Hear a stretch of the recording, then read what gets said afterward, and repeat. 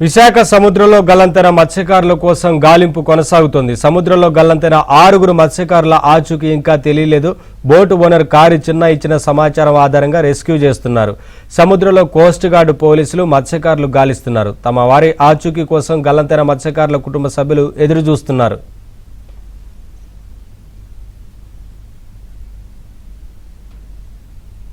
Updates మా correspondent Naidu అందిస్తారు. నాయుడు, చిన్న ఇచ్చిన సమాచారం ఆధారంగా రెస్క్యూ కొనసాగుతున్నట్లు తెలుస్తా ఉంది కదా, అధికారులు ఏం చెప్తున్నారు?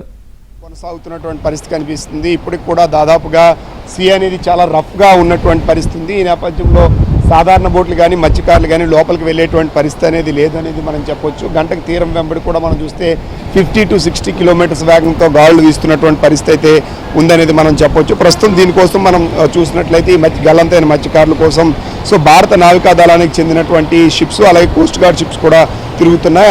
INSGS కనకలత బారు ఒక షిప్, అలాగే INS వీరా ఒక షిప్, ఈ రెండు కూడా ఆల్రెడీ దీనికి పూర్తి స్థాయిలో సర్చింగ్ ఆపరేషన్స్లో పాల్గొంటున్నాయి. అలాగే ఏదైతే రీజనల్ ఆపరేషన్ సెంటర్ నుంచి ఎప్పటికప్పుడు ఈ గాలింపు చర్యల్ని భారత నావికాదళం అలాగే ఇటు కోస్ట్ గార్డ్ కూడా ఎప్పటికప్పుడు పర్యవేక్షిస్తున్నటువంటి పరిస్థితి కనిపిస్తుంది. అలాగే హెలికాప్టర్లు కూడా ఎప్పటికప్పుడు రెస్క్యూ ఆపరేషన్స్లో పాల్గొంటున్నట్టు కూడా పూర్తి స్థాయిలో అధికారులు అయితే వెల్లడించినటువంటి పరిస్థితి. మరోవైపు తీరప్రాంతం గస్తీ కాసేటువంటి కొన్ని బోట్లు ఉన్నాయి, అవి కూడా ఈ రెస్క్యూ ఆపరేషన్స్లో ప్రస్తుతానికైతే కొనసాగుతున్నటువంటి పరిస్థితి అయితే ఉందనేది మనం అధికారులు కానీ వీళ్ళు కానీ చెప్తున్నటువంటి పరిస్థితి ఉంది. అయితే సాధారణ బోట్లు ఏవైతే ఉన్నాయి ఈ బోట్లు కానీ లేకపోతే మత్స్యకారులు కానీ లోపలికి వెళ్ళలేనటువంటి పరిస్థితి అయితే ఉంది. ఈ నేపథ్యంలో మిగతా మత్స్యకారులు వీళ్ళు కానీ గాలింపు చర్యల్లో పాల్గొలేనటువంటి పరిస్థితి అయితే ఉంది. నిన్న సాయంత్రం నుంచి కొంత ఏదైతే విండ్ ఎఫెక్ట్ అనేది కొంత తగ్గిందనేది మనం చెప్పచ్చు. ఈ నేపథ్యంలోనే భారత నావికాదళానికి చెందినటువంటి హెలికాప్టర్ మీద చిన్న కారి చిన్నాన్ని తీసుకురావడం జరిగింది. అక్కడి నుంచి తీసుకొచ్చి INS డ్యాగా ద్వారా వాళ్ళ బంధువులకు అప్పగించి అలాగే అక్కడ ఉన్నటువంటి అధికారుల చేతికి అతను హ్యాండ్ ఓవర్ చేయడం జరిగింది. ప్రస్తుతం ఆ కారి చిన్న ఏదైతే ఒక ప్రైవేట్ ఆసుపత్రిలో చికిత్స పొందుతున్నటువంటి పరిస్థితి అయితే ఉంది. కారి చిన్న నిన్న సాయంత్రం చెప్పిన దాని ఆసుపత్రి సమయంలో చెప్పినటువంటి విషయాన్ని మనం గమనిస్తే ఒక్కసారిగా పడవ పెనుగాలు రావడం వల్ల పడవ బోల్తా పడింది. బోల్తా పడడంతో ఒకరు ఆన్ ది స్పాట్లోనే చనిపోయారు. మరొక 6 మాత్రం 3 గంటల నుంచి సాయంత్రం రాత్రి 9 గంటల వరకు కూడా బోట్ని పట్టుకొని కొంతవరకు ఉన్నాము. అయితే బోట్ 9 గంటల సమయంలో మునిగిపోవడంతో వాళ్ళతో పాటు కొంత సమయం పాటు తెల్లారి వరకు కూడా మరికొంతమంది ఉన్నాము.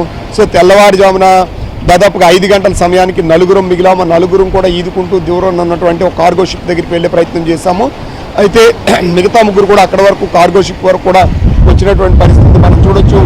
ఇప్పుడు ఆల్రెడీ సర్చింగ్ ఆపరేషన్స్ కూడా ఇన్సీలో జరుగుతుంది. అంటే ఇక్కడ నుండి దాదాపుగా 10 నాటికల్ మైల్స్ లోపల జరిగింది. మరోవైపు ఏంటంటే ఇన్డెప్త్ సీ ఉన్నాయి కాబట్టి గల్లంతైన వాళ్ళ ఆచూకీ కూడా కనిపెట్టడం అంత సులువైన పని కాదనేది అధికారులు కానీ వీళ్ళు కానీ చెప్తున్నారు.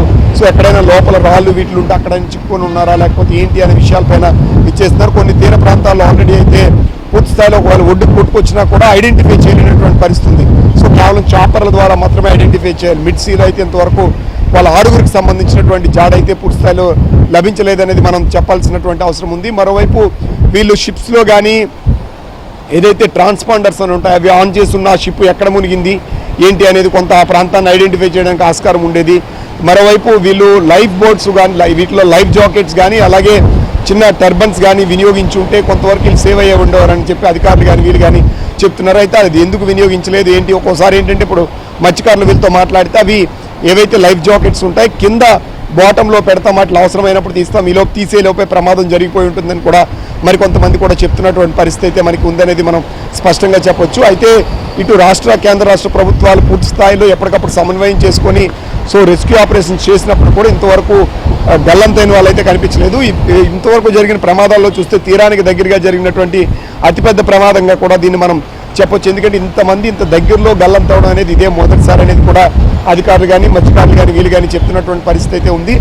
ఈ ఆపరేషన్స్ 72 గంటల పాటు ఆపరేషన్స్ అనేవి కొనసాగుతాయి. ఈ రోజు వరకు కూడా కొనసాగిన తర్వాత అధికారులు అవసరమైతే రెస్క్యూ ఆపరేషన్స్కి మరిన్ని అంటే ఇప్పుడు నావికాదళానికి చెందినటువంటి ఇప్పుడు 2 షిప్స్ కొనసాగుతున్నాయి. నిన్నటి వరకు దాదాపు 4 షిప్స్, అలాగే ఇటు మనం చూస్తే కోస్ట్ గార్డ్కి 2 షిప్లు, అలాగే ఒక హెలికాప్టర్ చాపర్స్ చూసుకుంటే కోస్ట్ గార్డ్ చాపరు అలాగే అటు నావికాదళానికి చెందిన చాపర్ కూడా రెస్క్యూ ఆపరేషన్స్ అనేవి కొనసాగించేటువంటి పరిస్థితి అయితే ఉంది.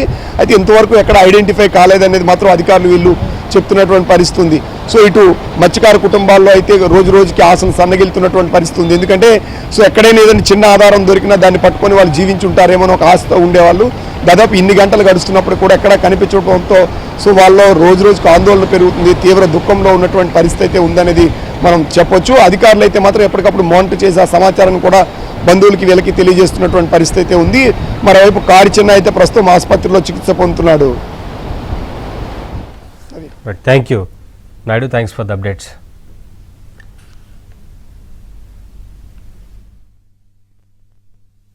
ఒత్తిడి చేశారు. జెట్టి పొజిషన్ 10 మైళ్ళు ఉంది, మొత్తం చేపలు ఉన్నాయి, బోట్లో చేపలు తీసుకోవాలని దానికి కూడా ఫోన్ చేశాను. ఆ మిసేజ్ గారికి అమ్మ ఇన్ని గంటలకు వచ్చేస్తుంది, 1 గంట అరగంట పడుతుంది, వచ్చేస్తామని చెప్పేసి 10 మైళ్ళు కదా ఆ మైలేజ్ ప్రకారం చెప్తుందండి. ఆ చెప్పినప్పటికీ ఈ బోల్తో కొట్టేసి దగ్గరలో కూర్చుంది. కెట్ట అంటే కొద్దిగా గాలి ఉంది, ఇంక రేజ్ అవ్వలేదు. ఎదరు రూపాయలు వచ్చేస్తాను అయినా సరే ఆట అయిపోయింది. ఎదరు రూపాయలు ఇంక రేజ్ అవ్వలేదు, వచ్చేస్తాను. ఆ కెట్ట అనుకూలంగా రేజ్ అయిపోయి